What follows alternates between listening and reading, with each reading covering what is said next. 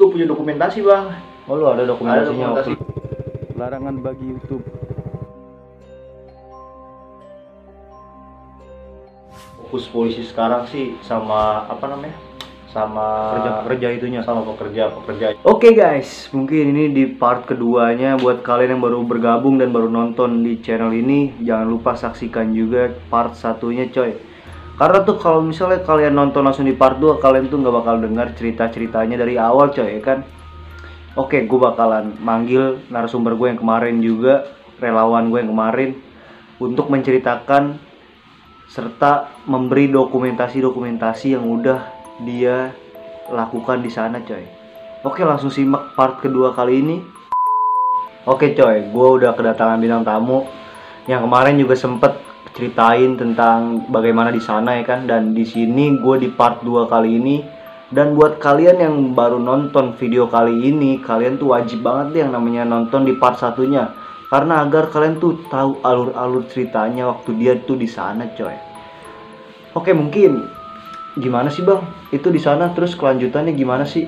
Apa udah ada kesaksi-saksian apa gimana gitu kan?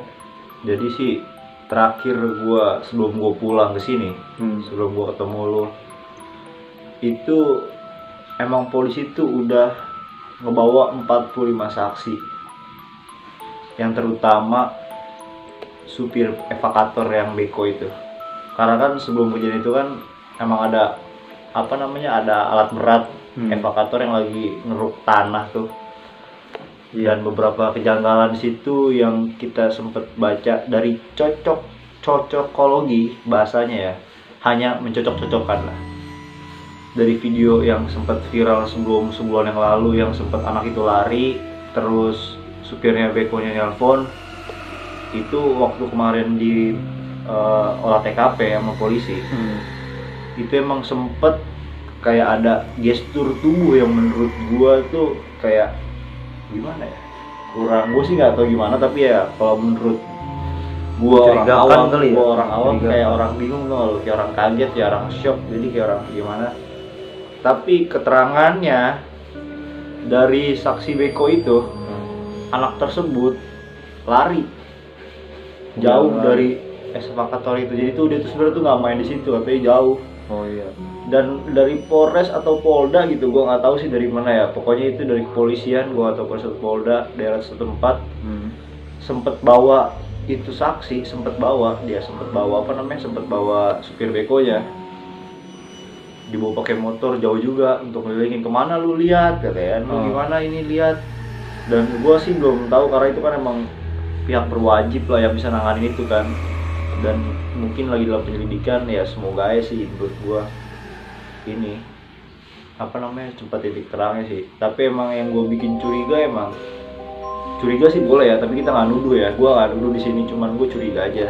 Iya, karena kan ya kalau menurut gua ya logikanya manusia yang nggak mungkin lah hilang di ini sama setan lah, bahasanya pasti ada orang lah. Dan polisi pun sama, itu tuh berpikiran kalau mungkin ya kasus ini penculikan bang, fix penculikan berarti ya, penculikan anak.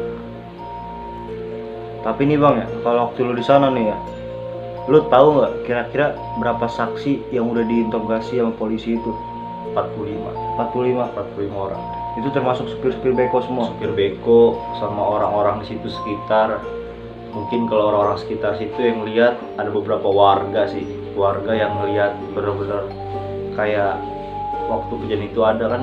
Kejadian itu kan tanggal 18 bulan 10 tuh ya. Tanggal 18 bulan 10 itu sempat main, ada beberapa warga juga yang datang ke situ, tapi masih ini. Tapi terutama fokus polisi sekarang sih sama apa namanya, sama pekerja itunya, sama pekerja yang di lahan itu tuh, yang ditahan itu. Iya, lahan.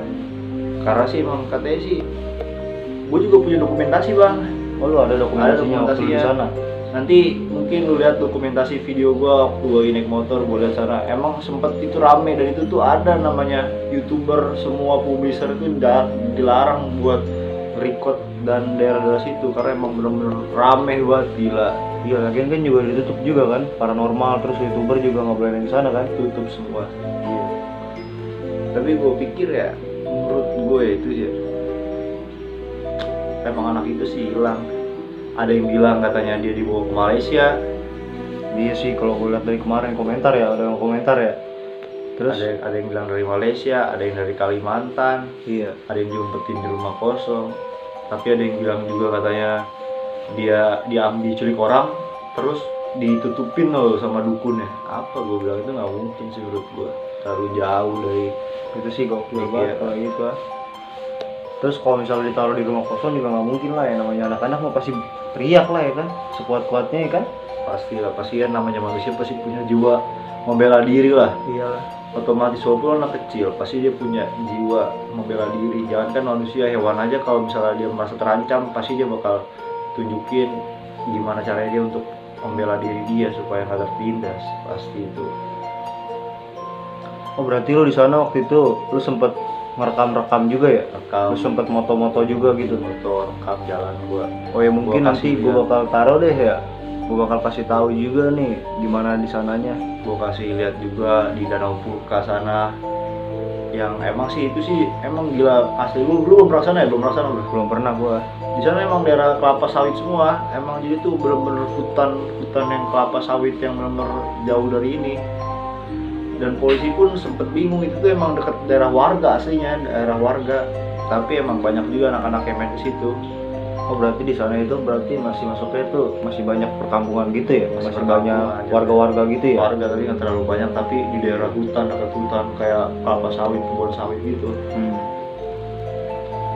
Berarti sih kemungkinan besar sih emang kalau gua ambil dari cerita lo, kalau gua simpulin dari cerita lo, kalau untuk kayak ditimbun atau hilang gitu tiba-tiba tuh nggak mungkin, pasti sih penculik sih kata gua. Penculik. Kalau feeling gua, kalau gua dengar dari cerita lo nih, dari part 1 sampai part 2 ini nih, kalau menurut gua sih itu penculikan.